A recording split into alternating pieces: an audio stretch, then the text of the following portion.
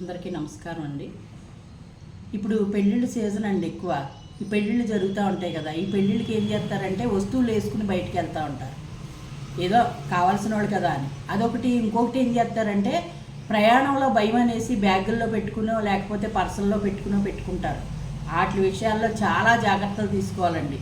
మొన్న ఒకటి దుర్గగుడి దగ్గర జరిగింది కదండి, విజయవాడలో. కారులో పెట్టుకున్నాయే మాయమైపోయినాయి. అలాగా మనం తెలియదు ఎదరోళ్ళకి అని మనం అనుకుంటాం, కానండి ఆ టెక్నిక్ వాళ్ళకి తెలుపుతుంది. అందుకని ప్రయాణం చేసేటప్పుడు వస్తువులతో జాగ్రత్తలు చూసుకోవాలి.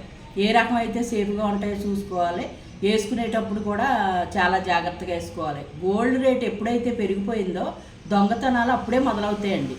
వెండి బంగారం రేటు పెరిగింది అంటే తప్పనిసరిగా దొంగతనాలు జరుగుతూ ఉంటాయి. ఎందుకంటే వాళ్ళకి ఒక గ్రాము దొరికితే బోల్ డబ్బులు దొరుకుతాయి కదా, అలా ఆలోచిస్తూ ఉంటారు. మనం జాగ్రత్తగా ఉండాలి, జాగ్రత్త తీసుకోవాలి. మనం అప్రమత్తంగానే ఉండాలి ఎప్పుడు కూడాను. మనం ప్రయాణం చేసేటప్పుడు కానివ్వండి, ఇంట్లో కానివ్వండి, ఒంటి మీద వేసుకున్నప్పుడు కానివ్వండి, ఎప్పుడైనా సరే జాగ్రత్త ఉంటేనే మనం వాటిని ఉపయోగించుకోవాలి. లేకపోతే బోల్డంతా కష్టపడి కొనుక్కున్నదే ప్రజల పరం అయిపోతే అది బాధే కదండి. మరి మనం తట్టుకోలేరు కదా. ఎవరైనా సరే మధ్యతరగతి వాళ్ళు ఉన్నారు, ఏదో కూడబెట్టుకుని కొనుక్కుంటారు.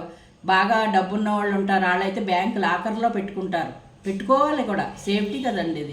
ఇక్కడ బయట పెట్టుకునే కన్నా లాకర్లో పెట్టుకుంటారు. అయితే ఆ లాకర్కి కూడా డబ్బులు కట్టుకోలేని వాళ్ళు ఏం చేస్తారంటే ఇంట్లో పెట్టుకుంటారు. ఇప్పుడు అది లాకర్కి కూడా రేటు పెరిగింది కదా, అందుకని ఇంట్లో పెట్టుకుంటూ ఉంటారు. ఇంట్లో పెట్టుకున్నప్పుడు చాలా జాగ్రత్తలు తీసుకోవాలి. ఎందుకంటే నేను కొన్ని చెప్తాను కానీ అవి మనం పబ్లిక్గా అలా చెప్పకూడదు.